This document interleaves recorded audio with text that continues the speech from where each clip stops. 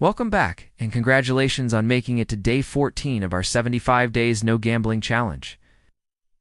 That's 2 full weeks of showing up, being honest with yourself, and doing the uncomfortable, necessary work to take your life back. I'm proud of you. You're no longer just a person trying to stop gambling. You are a person in recovery, in transition, and most importantly, in control of where this road leads next. This week, we've started digging into what is, for most of us, the most damaged area of our lives after gambling, our finances. And today, we're going deep.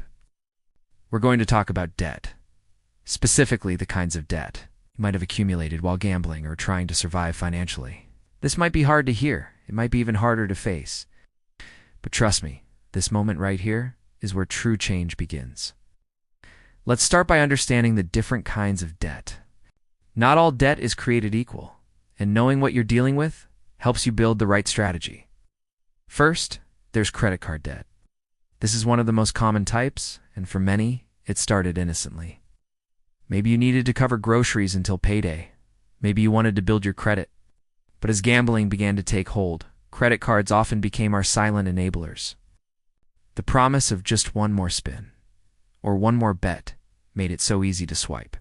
And those cards, with their interest rates of 20%, 25%, sometimes even 30%, quickly spiraled out of control. The minimum payments barely cover the interest, and the balance doesn't seem to go down, no matter how hard you try. Credit card debt is often linked to denial. We told ourselves it wasn't that bad, that we'd catch up, that the next win would fix everything. And when the statements came, we stopped looking. Then there's cash loans, also known as payday loans, microlenders, or unsecured personal loans. These are brutal. They offer quick cash with little paperwork. But they come with shocking interest rates, often between 50% and 200% per year. Yes, you heard that right. And the repayment terms are usually so short and strict that if you miss one payment, your debt snowballs instantly. These types of loans are directly tied to panic and survival mode. Maybe you were behind on rent, your car was about to be repossessed, your child needed school supplies, or you were trying to cover up a gambling loss. You felt you had no other choice. You were trying to get through the moment. And I want to say this clearly, that doesn't make you a failure. It makes you human. You were doing what you could with what you had in an impossible situation. But now we're building a new strategy, one rooted in long-term stability. Next, let's talk about gambling-specific debt. Now, this is often money borrowed from friends, family, or even dangerous loan sharks.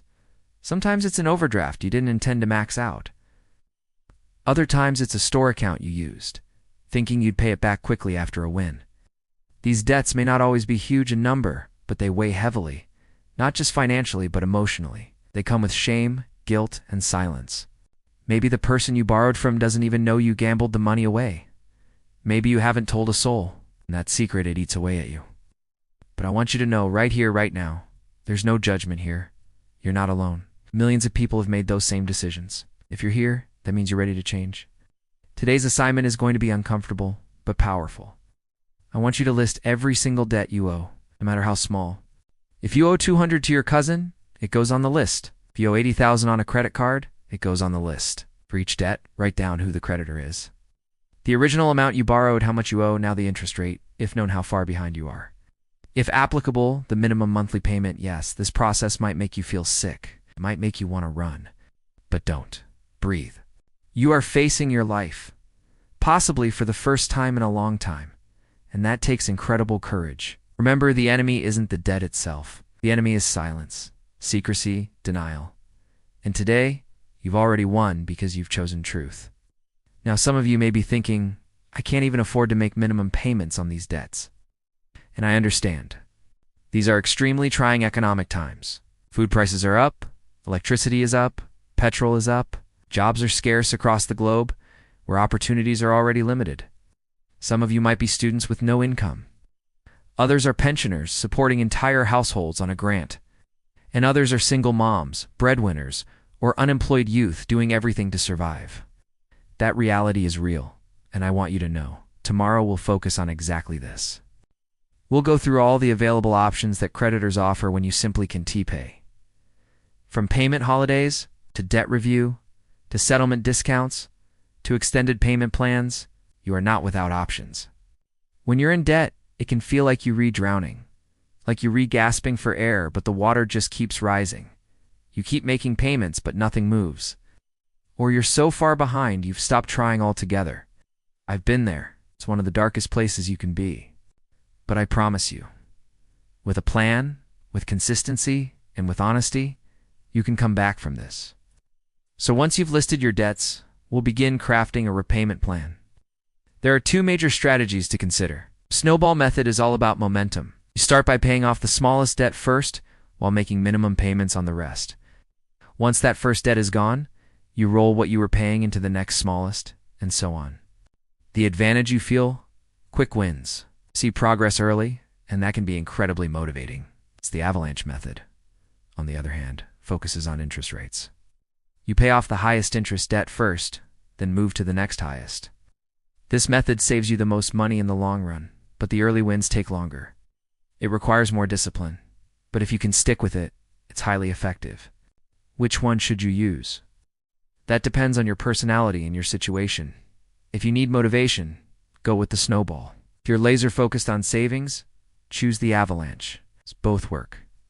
What matters is starting. And remember, this plan might require some tough choices. Cutting back on takeout, canceling subscriptions, skipping luxuries for now. But every sacrifice today is an investment in your freedom tomorrow. Imagine being completely debt-free in 24 months. It sounds far, I know, but time passes either way. In 2 years from now, you'll be so grateful you started today. You've already taken the first step by showing up. Tomorrow, we'll go deeper. We'll look at how to handle debt specifically tailored to your life and situation. Whether you're earning $500 or $50,000 a month, I'll show you how to make a plan that works. We'll then start building your debt repayment strategy, and I'll even show you how to talk to creditors, how to negotiate, and how to stick to your financial boundaries. So for today, don't run from the numbers. Write them down. Face them and say to yourself, I'm done hiding. I'm done drowning. I'm getting out. You've made it this far. Keep going. I'll see you tomorrow for day 15.